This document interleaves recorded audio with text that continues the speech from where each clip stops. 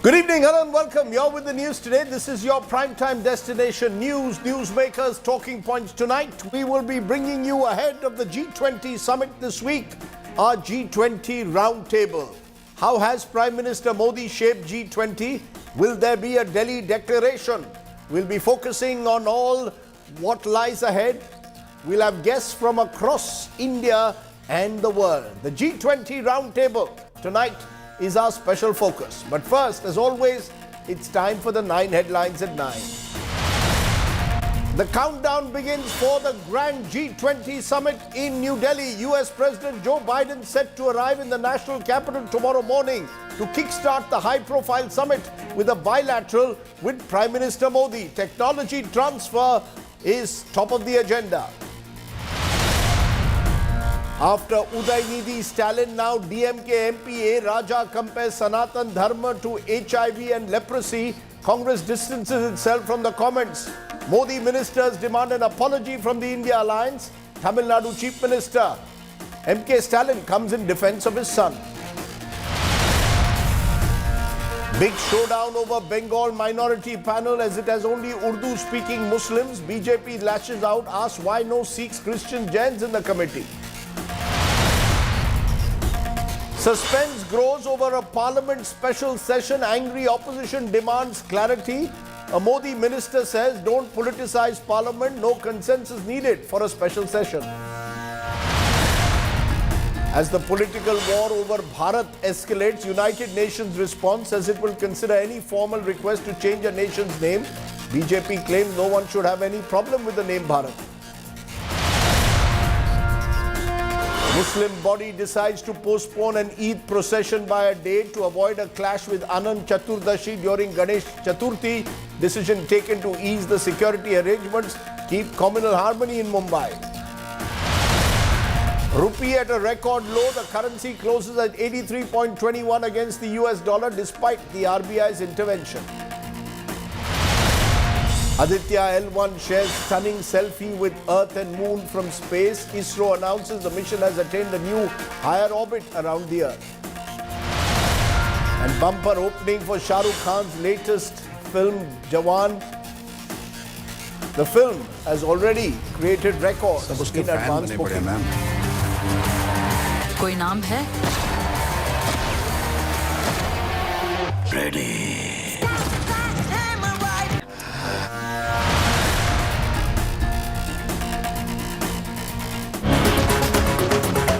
India hosts world leaders.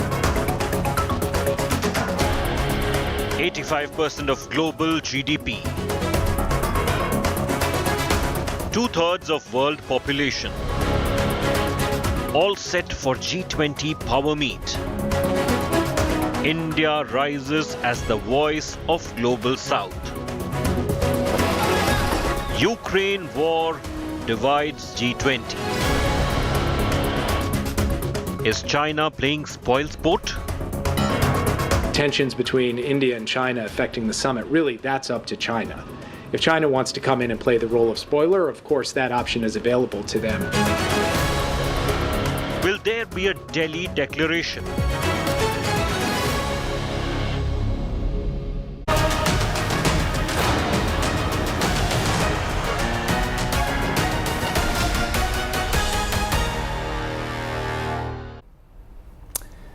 Hello and welcome once again to our special coverage. Remember, from tomorrow onwards, India will be the center of global attention when it comes to high-level diplomacy. India is on the high table as the host for the G20 summit. The summit itself will take place on Saturday and Sunday. But tomorrow it kickstarts with the US President Joe Biden arriving in Delhi and having bilateral talks with Prime Minister Modi. The summit is being seen as an attempt for India to showcase its belief that its time has come and that India should be on the global high table. Critics say that this presidency has come only through rotation and therefore the G20 still has a long way to go before India can claim to be driving it forward. What are the big questions that will be raised during this G20 summit? Why is this summit so important, both domestically and indeed globally? Those are some of the questions we will raise today. And what we've done on our global G20 roundtable is brought you guests from India and across the world. My guest tonight, Meera Shankar, former Indian ambassador to the United States, is with us. Michael Kugelman is Director, South Asia Institute, the Wilson Center. Andrew K.P. Lewing is China strategist and analyst based in Hong Kong. Ksenia Kondratyev is a senior Russian journalist. She's covering G20 here. Russia has not sent its President Vladimir Putin. He hasn't come. Matthew Droin is visiting fellow Europe, Russia and Eurasia program at the Center for Strategic and International Studies. So we have pretty much a large part of the world with us here today.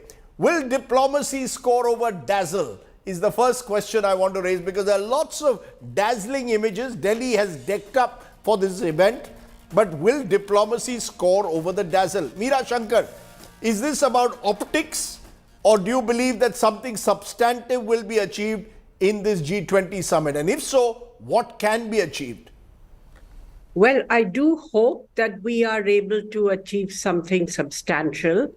As of now, it looks like the issue of Ukraine is holding up a consensus on a joint statement. And it should be our endeavor to try to insulate the differences that have arisen over the Ukraine conflict and move ahead on global challenges which are becoming increasingly urgent and which require, action by all countries. So that's my hope.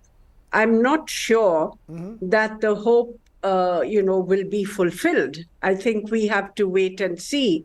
As of now, the world is more divided than it has been for a very long time, because the relationship between the great powers have become increasingly fraught. This was not the case when the G20 was set up. And at that time, it was able to make substantive progress after the 2008 financial crisis on stabilizing the global economy, having a coordinated stimulus, putting in place regulations for banking and banking norms. But today, I think it's become much more difficult to achieve consensus. But I do hope that we can insulate or isolate these geopolitical differences and move ahead on substantive issues of climate change, climate finance, how to strengthen international cooperation in the event of another pandemic, how to accelerate the global economy, which is in a downturn right now, and how to accelerate the achievement of the Sustainable Development Goals. I think these are all issues which are of great urgency for the world. And I do hope we can focus on these and get something substantial. Let me bring in Michael Kugelman at this moment. Michael Kugelman, you heard from Meera Shankar. There is hope that we can overcome the sharp divisions that have emerged, particularly post-Ukraine, in what is increasingly seen as a multipolar world. China and Russia not sending, the presidents of the two countries not coming. Do you believe that the G20 can really overcome the deep divisions that lie post-Ukraine and come together on issues of commonality, be it climate change, be it a way to find economic sustainability, a way out of the debt crisis? Do you believe these are issues that can be wrestled with in a two-day summit and a Delhi declaration can emerge? Well, I fully agree with Ambassador Shankar that the challenge for India as host is to put up some type of firewall between the difficult, complex, controversial geopolitical issues and then the many less controversial issues where you really can get a consensus. And she had mentioned some of those you have as well. Something like membership for the African Union. That's something I would see as a low-hanging fruit. One issue where one would think that a consensus can be generated. And I think also look at last year at the Bali declaration after the G20 meeting in Indonesia last year. There was a lot of division and tensions within the G20 membership initiative then as well, but they still came out with the statement. It was watered down a bit, but one thing it did that was quite clever, and I think that may happen this year as well, is that where there were cases of disagreement, that was denoted by using text such as most members believe or many members believe. Clearly, that doesn't reflect a consensus. But I think it's more important to have a document, a joint statement, that conveys a lack of consensus than no joint statement at all. I think the optics of there not being a joint statement would be very suboptimal, certainly for New Delhi as host, but also for the G20 on the whole. You really need to have that. But keep in mind that to this point, every ministerial level G20 session that has happened under India's presidency has not created some type of consensus document. So certainly the stakes are high, but I do think it is possible to come out with some type of statement that reflects not a total consensus, but at least a partial one.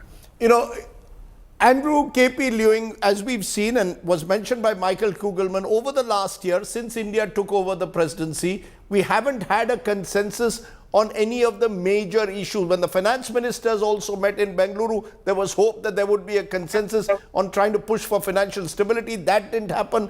Do you believe, as there are those in this country, that China in particular does not want to, is being seen as some kind of a hurdle towards building this consensus? I want to, before I come to you, just play what the US said about China, and then I want you to respond to that.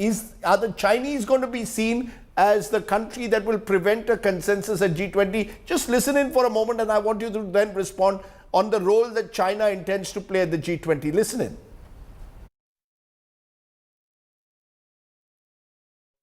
As far as the question of tensions between India and China affecting the summit, really, that's up to China. If China wants to come in and play the role of spoiler, of course, that option is available to them. What I think the chair, India, will encourage them to do, what we, the United States, and every other member, virtually every other member of the G20 will do, is encourage them to come in a constructive way on climate, on multilateral development bank reform, on debt relief, on technology, and set aside the geopolitical questions and really focus on problem solving and delivering for the developing countries. Can we be optimistic that China will set aside differences, focus on areas of convergence? Well, first of all, China is a very staunch supporter of international trade. China is the world's largest trading partner, and 130 countries have China as the largest trading partner. We'll compare with the United States 58. And of course, China's economy depends on international trade and international cooperation. And so China supports a more multipolar world order where all countries are treated equally and play a part. I think that this is exemplified by the current meeting also going on in ASEAN, where, of course, the ASEAN members, together with China, India, and other countries, have formed the world's largest trading bloc, the Regional Comprehensive Economic Partnership, according to a third of the world's GDP and a third of the world's economy. So I don't think that China wants to be a spoiler in the G20, but China is represented very strongly by its Prime Minister. But I agree that there are very serious dividing lines. The G20 is supposed to address the world's most pressing problems. Now, what are the world's most pressing problems at the moment? It's the Ukraine war, on which not all sides agree with the American rhetoric of sanctioning Russia. That's the end game. Even India is not on all fours with the United States. And then, of course, there is the almost at war kind of confrontation between the United States and China, disrupting global supply and value chains. And then all this rhetoric about democracy against autocracy, which without regard to the outcome of various political models, whether the countries, the people under different ideologies have seen their lives miraculously improved, regardless of the ideology. So there are lots of dividing lines. And the trick of the G20 is not to find the lowest common denominator, but the highest common denominator, focusing on common issues like climate change. And even there's considerable difference between the global south and the advanced countries in terms of financial aid to the global south. But I think that some form of words could be found. But the most important thing is not the form of words; it's the political will that can be mobilized behind the statement. Right. Can I, you mentioned that among the challenges is Ukraine. And many believe that that is the one issue on which eventually Russia and China will converge and will prevent a declaration coming out, because there is an unwillingness to openly condemn the Russians, certainly on the part of the Chinese. Ksenia Kondratevya, you're joining us as a Russian journalist who's here to cover the summit. What are the expectations the Russians have from it? Does Russia feel isolated now in this new world order that's emerging, particularly post-Ukraine? Well, you would see the Russian officials, including a Russian foreign minister today in ASEAN summit. You just Google and the photos that are coming, he's surrounded by the world leaders. I don't really buy that argument that Russia is isolated, especially post Ukraine conflict. Russia has a very difficult, if at all, relationship is left with the West. But is the West the world?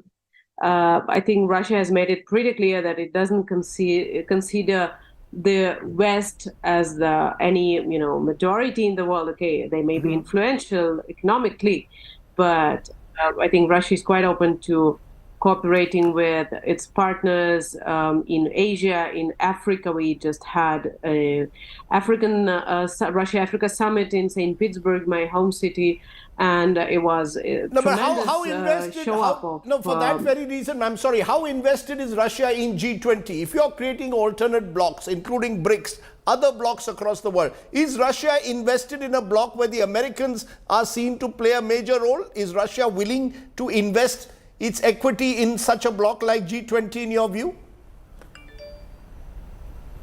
See, you are right saying that G20 was set up as a bloc under the influence of US, but you see the G20 today, you see the kind of discussions are taking place.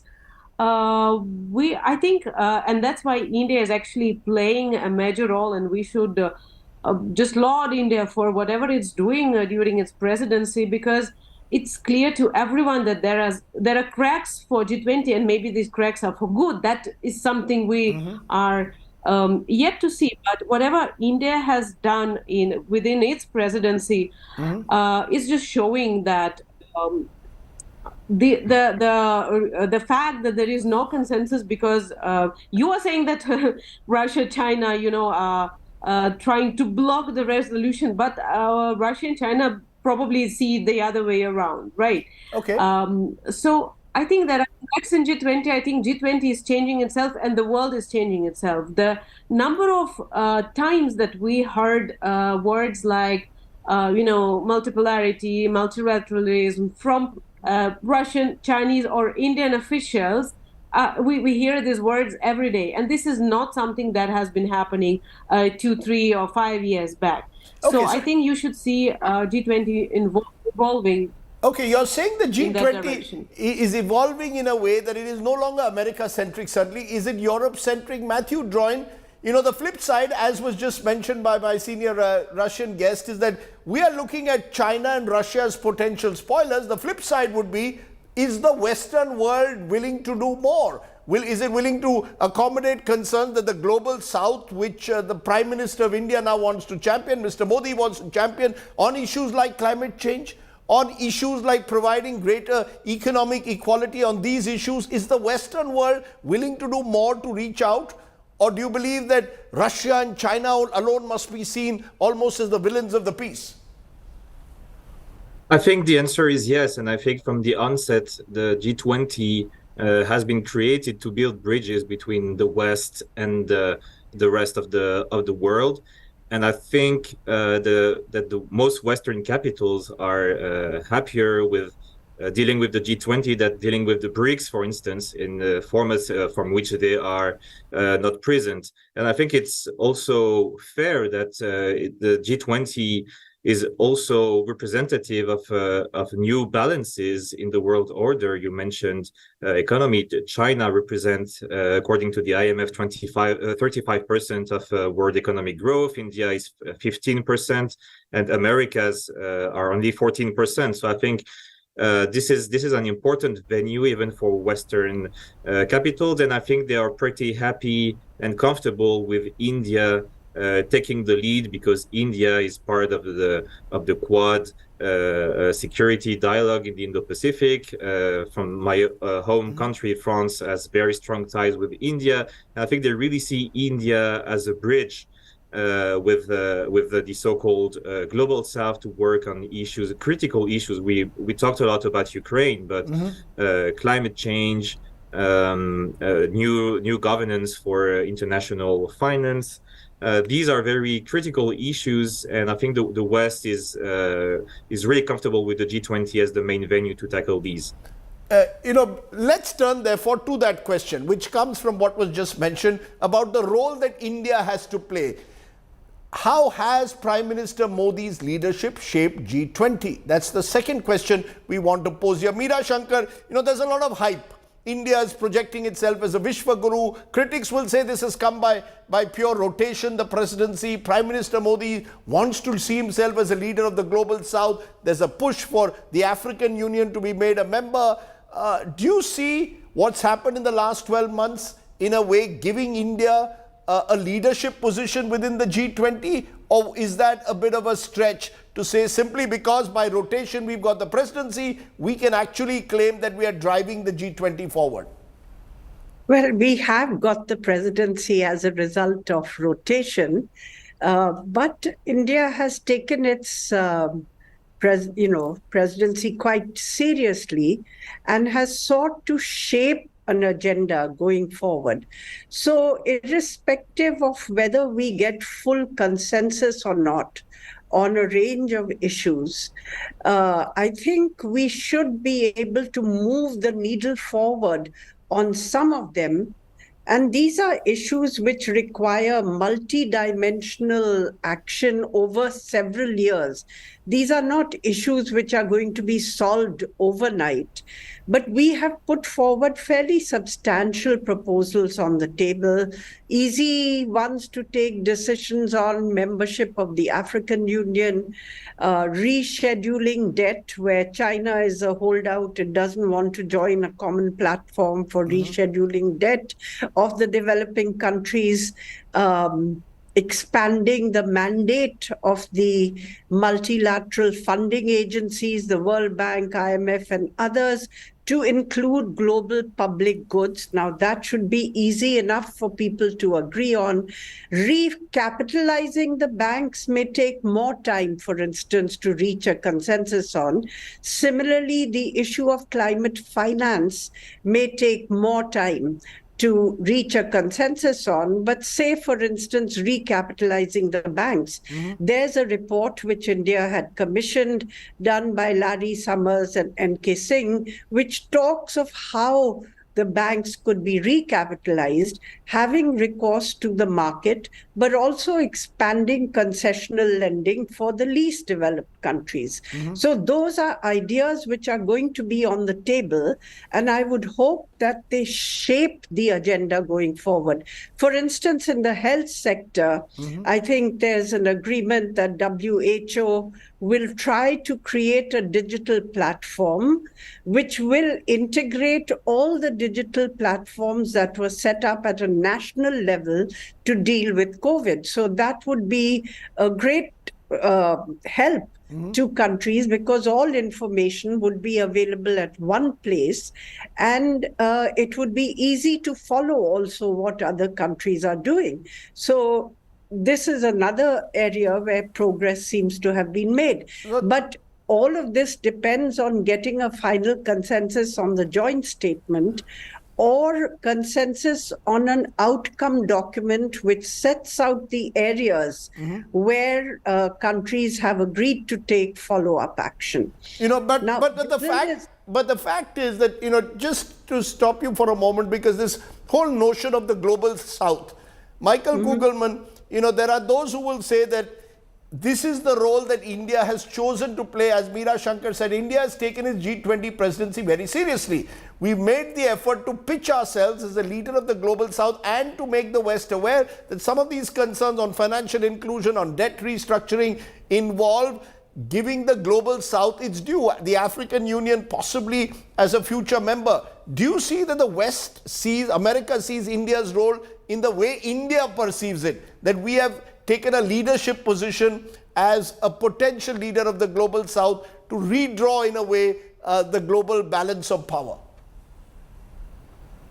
Well, I'm sure that the U.S. acknowledges and indeed recognizes that that role that India sees itself playing as a bridge to the global South. But it's an especially important role to play, I would argue, in that we talk so much about the great power rivalries playing out within the G20, but I would argue that it's not only the fault lines don't only lie in the great power rivalries; they also lie to some extent between the West and the global South, right? I mean, we know that, for instance, I would think that some of the developing countries in the G20 would want the U.S. and other wealthier countries from the West and the developed world to provide more assistance, more financial assistance on climate change mitigation and adaptation than the richer countries may be willing to provide. So I think this is a time when it's especially important for India to be championing the needs, the demands of the global South, for sure. But I think that the U.S. recognizes that India's presidency in the G20 has served a variety of functions, all very beneficial for the most part. Mm-hmm. But at the end of the day, there are areas of disagreement between the U.S. and its fellow developed countries in the G20 mm-hmm. and countries in the global South, particularly when it comes to how much assistance, how much financial assistance to provide to help the global South address these very serious challenges, climate change, food insecurity, that impact the global South disproportionately. And Andrew Lewin, your sense, how does China see India's role? The fact that India is the host, the fact that we have had serious border challenges, how does China, in your view, see India's presidency? Well, I think it's instructive that both President Xi and President Modi have recently agreed to de-escalate the border disputes because both countries realize that there is no point continuing arguing and confronting each other over something that has been hanging on so many years. But rather than spending the time and effort on global challenges and regional challenges. Now, as far as the G20 is concerned, first of all, it is by no means regarded as a rival bloc, or even the word bloc is wrong in a multipolar world, with what's happening with the BRICS country, with the Shanghai Cooperation Organization, and so on and so forth. But there are deep fault lines in sort of disagreements. For example, the reform of the IMF, for example, the International Monetary Fund, has been a great deal of talk over the past decades, and nothing has changed because the United States still want to retain its blocking vote in this international financial institution. But there are a common agreement, for example, on the pandemic, on sharing of health safety equipment, health safety products, and sharing the kind of technology and pharmaceuticals and climate change. Of course, there is a substantial agreement on mitigation, various other measures countries can build up. And even in global conflicts, I think there is very little disagreement that countries don't want wars necessarily. So I think that the G20, the magic of diplomacy is to seek the highest common denominator while not relying on words only, because words won't change anything, but then to capture the kind of domestic political dynamics that could coalesce into an agenda that would be comfortable with the participating countries in the G20. But is there just to very quickly, is there full trust that the Chinese, how does China see Mr. Modi's leadership? Well, the leadership is by rotation. So I think that China doesn't want to challenge this leadership because this is Mr. Modi the individual. Mr. Modi the individual. No, I don't think that China wants to make an enemy with President Modi. And in fact, that's China's policy all along in other groups in like the BRICS, like the New Development Bank, the Asian Infrastructure Development Bank, and so on and so forth. There's a great deal of multipolar sharing of power, sharing of positions. Right. I don't think that just China's policy to divide the world into two blocks, in spite of the rhetoric in some other countries. Because the whole world is so much interconnected. We all live in a global village. And of course, some countries have a larger size. Some countries are more endowed with natural resources. But that's the reality. And I think that China's policies all along is that to accept differences. Of course, there are differences, but differences doesn't have to translate into confrontation. Okay. So there's a very common Chinese saying that harmony can be achieved despite deep differences. There is a kind of holistic approach that lends itself both in Eastern philosophy, including the philosophy in India. How does the absence of Xi and Vladimir Putin affect the summit? And what are the hitches that lie ahead is my next question that I want to pose. Let me turn to you, Ms. Kondratiebbia. Vladimir Putin didn't go to the last G20 summit in Bali. He's not coming to Delhi. What is Russia's minimum expectation from this summit? In Bali, there were concerns, and I want to play what Prime Minister, before I come to you, what the Prime Minister had said then about war, and that had in a way reflected in that Bali summit. And then I'll come to you, ma'am. Just listening to what Prime Minister Modi had said at the time ahead of the Bali summit when he had met with Vladimir Putin. Listen in.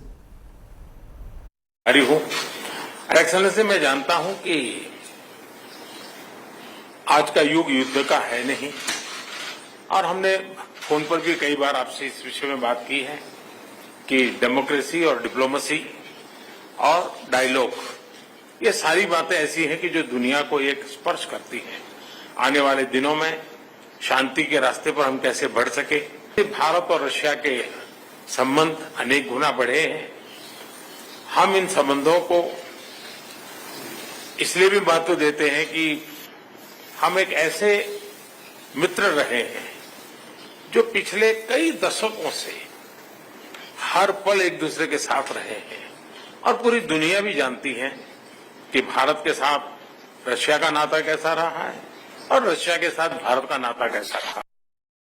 Ms. Kondratiebbia, what is the minimum expectation the Russians have? If the Americans and the other countries want a firmer stand to be taken on the war in Ukraine, how will Russia respond? Russia has been very clear on its position, and I think it resounds with India's position that this is not the forum to have a stand on Ukraine. And, as a journalist covering the G20 summit, not for the first time, the only coverage of the summit that we see in most of the media is just how the Ukraine issue will play out and how it will affect the consensus. Mm-hmm. Nobody knows what else is being discussed in the G20 summit unless you are from the particular beat of finance or clean energy or something else, So G20 has to discuss a lot of issues the developing world is facing, and that is what Indian speakers and I believe Russian speakers have been stating. The Ukraine issue does affect the world because of sanctions. So do sanctions, unilateral sanctions, do they have place in this world where economy it has been globalized? I think this is something that Russia is going to bring to the table and is going to discuss. And this is a major thing. But can we see what we saw? Will we see even what we saw in Bali, where there will be some kind of growing concern expressed over the use of aggression, territorial aggression against another country? Will the Russians be willing to accept even any minimal condemnation at all on use of territorial aggression, or that's off the table? Russia's position hasn't changed. So I don't see why we would be discussing that any language. Russia said that it will not accept, and it does not accept the language. and including the Ukraine issue on Bali agenda, because there are other issues to discuss. Right. So I But think would that would Russia accept that this is not the age of war? Would they even accept that minimal stand which India had, I mean, that we cannot be in the age of war? In fact, Russian president and other officials have stated multiple times that there should be negotiations. They have also stated multiple times that Ukraine is not ready to negotiate. There is a law in Ukraine that prevents the president of Ukraine and other officials to negotiate. They have passed the law a year back. So I understand it can be a formality, but then there is such law. There is no such law in Russia. There are many other laws in Russia, but there is no such law in Russia that Russia cannot negotiate peace. But then the ground for this negotiation has to be created, and I think the global community has completely failed, unfortunately, so far, to create any ground for for proper negotiations. And unfortunately, the conflict is still on. Matthew Droin, will Ukraine shadow this summit in the way it did Bali last year? Or do you believe the countries have recognized there's far too much of areas of convergence that need to be worked on, and therefore, whether it's climate change, which I'll come to in a moment, these are the real issues of our times that we need to work forward to, not become Russia-centric or Ukraine-centric? Well, the thing is, it's hard to disconnect the Ukraine-Russia topic with the rest of the global challenges, because, of course, it's a geopolitical challenge issue, but it has a dramatic impact on issues like food security, on energy. So it's hard to disconnect, and of course it will be central, and also because it's a very divisive issue. But as you mentioned, a consensus was reached in Bali. It puts Russia in a very difficult position. It puts Russia in the corner. It's either they join the consensus, which I think the Prime Minister Modi is very adamant on the issue, or they dissociate themselves, which also has important political costs for Russia. So yes, I expect Ukraine to be top of the issues, and I expect that it won't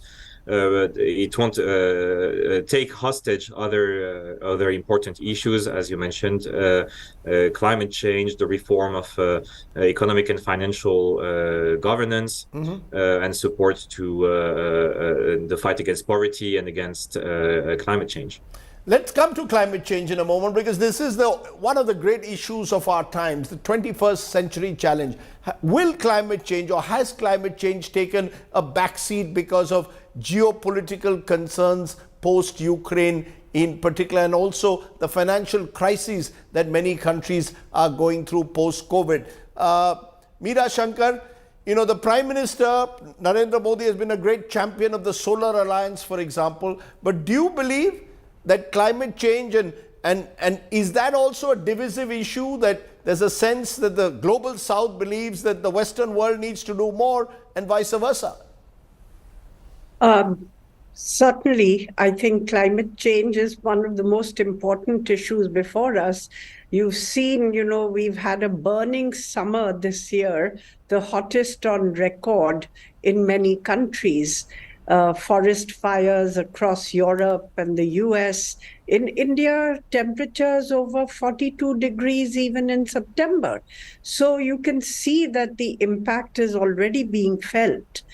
But it hasn't got the attention it deserves because of geopolitical differences. And I think that's a pity, because, the one virtue of the G20 was that it straddled two divides.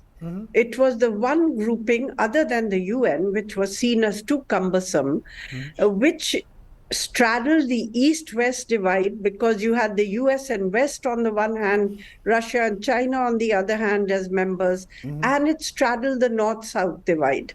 It had a large number of emerging economies, many developing countries and developed countries as part of the grouping.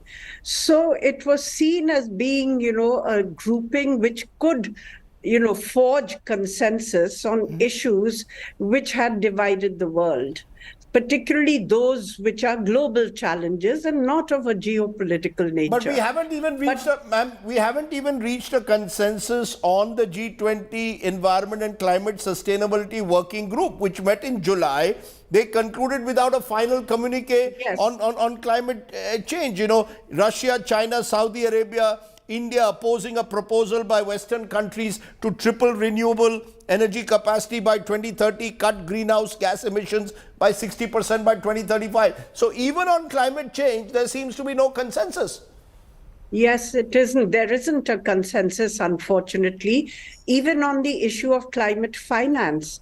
You know, how much will the Western countries and the developed world put on the table to facilitate adaptation and mitigation, particularly by the least developed countries, which are facing enormous economic challenges at the present and are highly in debt.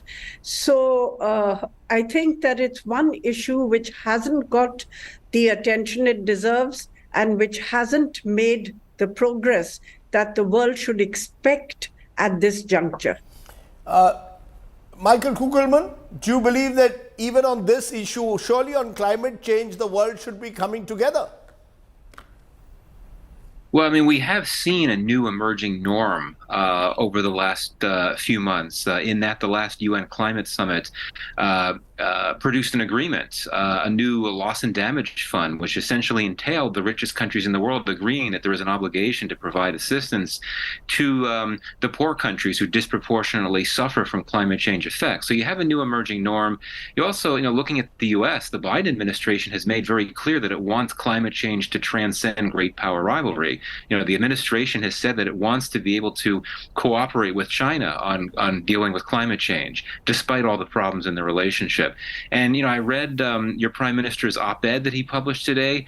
Much of the op-ed focused on climate change. So clearly, with key players within the G20, there is a strong desire to try to figure out a way to move forward and make climate change a part of the final document in some way. But indeed, it's going to be very tough, as Ambassador Shankar said, as I said before. Even what may seem like the low-hanging fruit items, like climate change, have a lot of landmines to them. In that, yes, I mean, you have a lot of countries in the developed world that are not willing to commit as much assistance as the global South countries would like to see. If they can get through that issue at this summit, if they can work something out there, I think that could perhaps be some major breakthrough. But it certainly won't be easy, even though you do have this emerging norm that recognizes the importance of the wealthier countries providing climate-related assistance to the developing countries. Okay, so let me go one last time round the table and ask the big question. Will there be a Delhi declaration? Will we see at least a broad consensus on certain financial issues of restructuring of multilateral institutions, on debt servicing?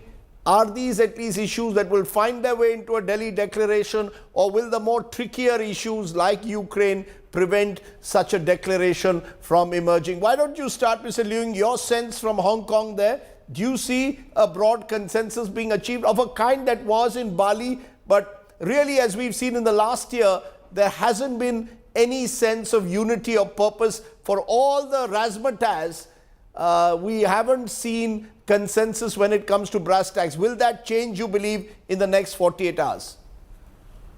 Well, the world is in such a bad state. And then with political rivalry, the war, and also developing countries in debt and the rise of the global South. Mm-hmm. And I think there is too much at stake for President Modi to be seen to fail in achieving a statement. So I do believe there's going to be some sort of a statement. Mm-hmm. But the statement is going to seek highest common denominator, as I said, and climate change is the most fruitful area. And then, of course, there are stumbling blocks over climate change, but there is sufficient consensus on the on embracing electric vehicles, employing renewables, and of course, as far as China is concerned, it's in China's interest to grow its Belt and Road Initiative to build infrastructure, especially infrastructure more amenable to the concerns of climate change. So I do think that China, that's why China is sending its prime minister over and would be expecting a bigger role, and then trying to ally with the Global South to achieve a common statement together with India as the host. Senya Kondratevya, are you hopeful? Ms. Kondratevya, are you hopeful of a joint statement? A joint declaration?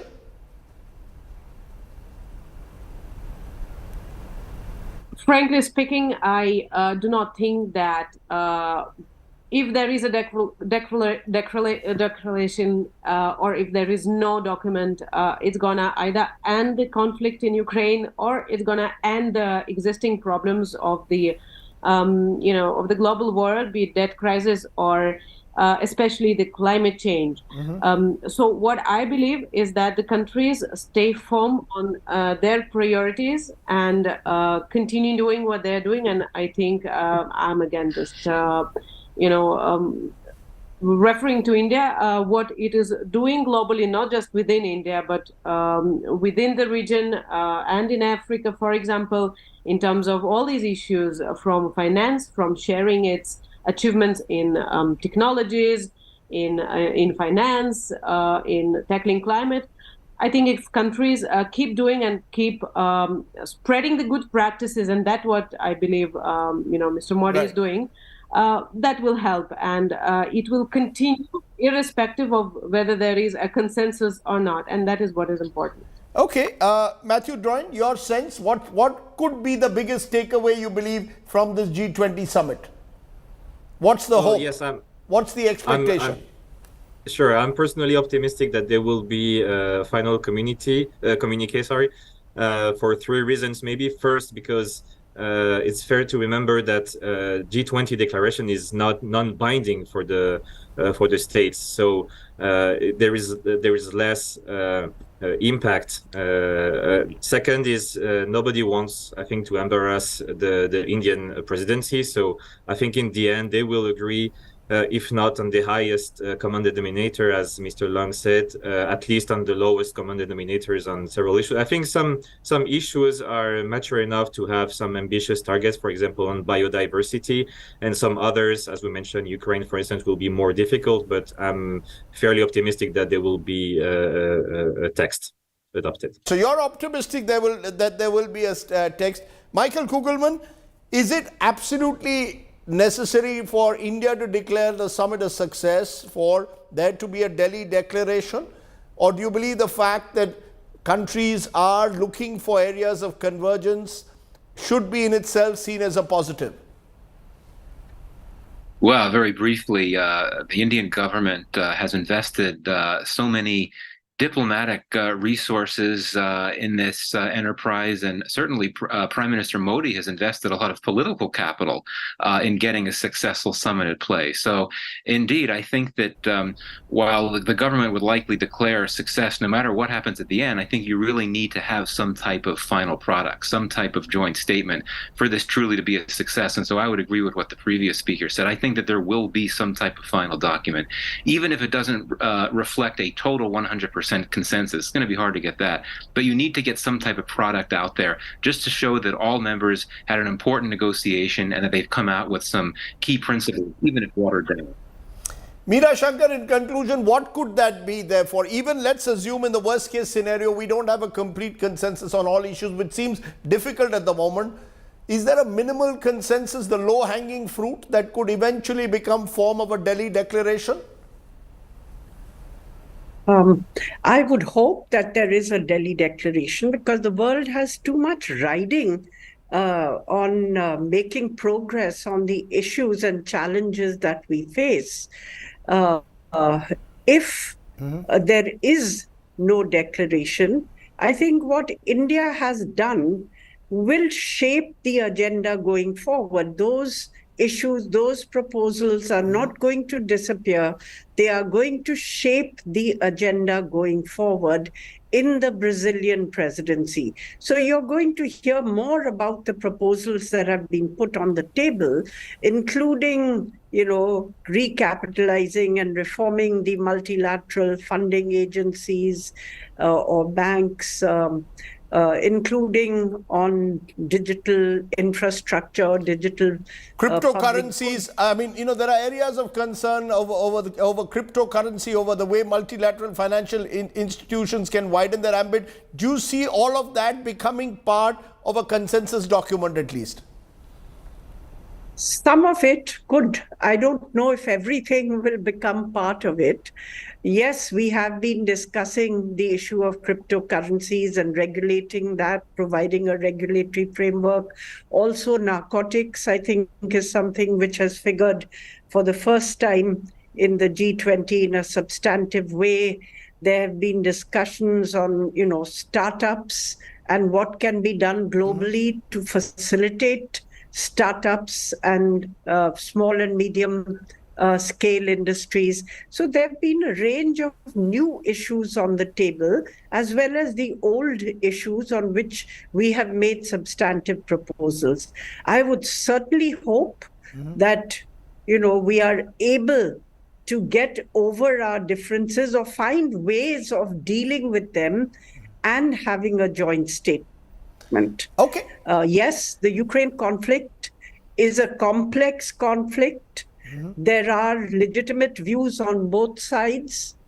And India has taken a neutral position on the conflict. Because of this, we understand that there is a history to the conflict. We understand that both countries see it as an existential problem to their very existence.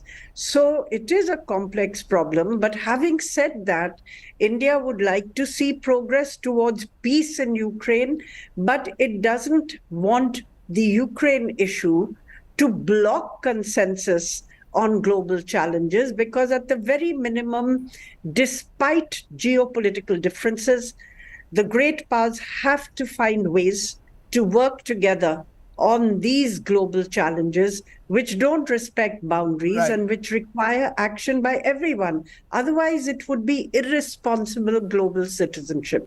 Let me leave it there. Let's hope that, therefore, we are able to find those areas of convergence. Post-COVID, post-Ukraine, the world has multiple challenges, and what it needs is to find ways out on a variety of issues, from climate change to financial sustainability, to finding ways in which the world can perhaps be bridge builders. G20 can be a bridge builder rather than become yet another force of division. I thank all my guests for joining us. You've come from different corners of the world to join me on this program, and that perhaps reflects in a way the spirit of G20, the idea that the world can be one family. We live in hope, or as they say in this part of the world, Umeed pe duniya kayam hai. Thank you all very much for joining me. As I said, I leave you with the images of a spectacular sound and light show. The national capital is full of color tonight, and those are the images I leave you with as we welcome our guests from across the world. Vasudev Kutumbakam, we welcome people from around the world. Thanks for watching. Stay well, stay safe. Good night, Shubhratri, Jai Hind, Namaskar.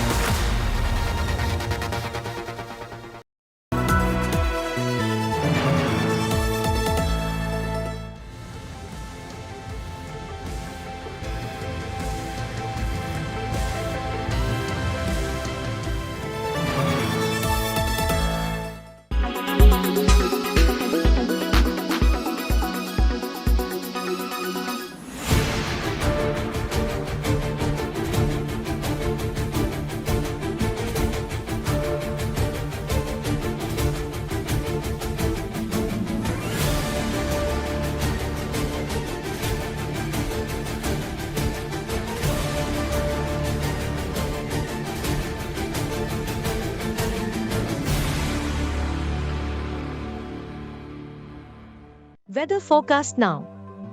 Delhi, maximum 38 and minimum 28 degrees. Mumbai, maximum 29 and minimum 25 degrees. Kolkata, maximum 29 and minimum 25 degrees. Bangalore, maximum 29 and minimum 20 degrees. Chennai, maximum 32 and minimum 27 degrees. Hyderabad, maximum 25 and minimum 23 degrees.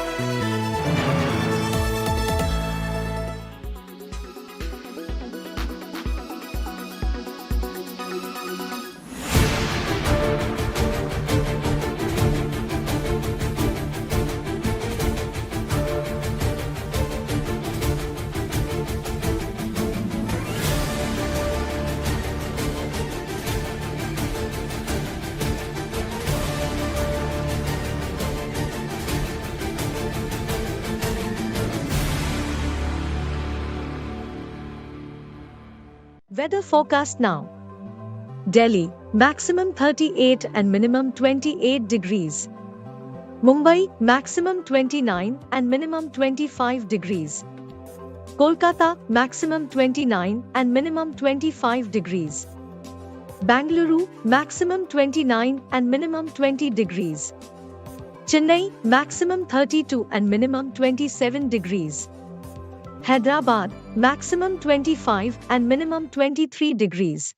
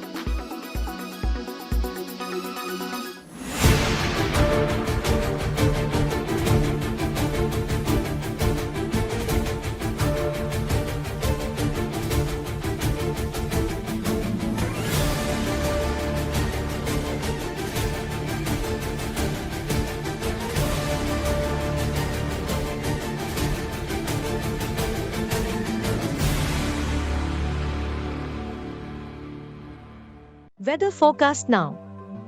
Delhi, maximum 38 and minimum 28 degrees. Mumbai, maximum 29 and minimum 25 degrees. Kolkata, maximum 29 and minimum 25 degrees. Bangalore, maximum 29 and minimum 20 degrees. Chennai, maximum 32 and minimum 27 degrees. Hyderabad, maximum 25 and minimum 23 degrees.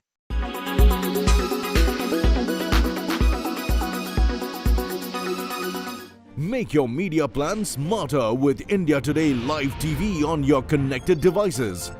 Amplify your brand with 100 million smart internet viewers. To advertise, mail us at sales@aajtak.com.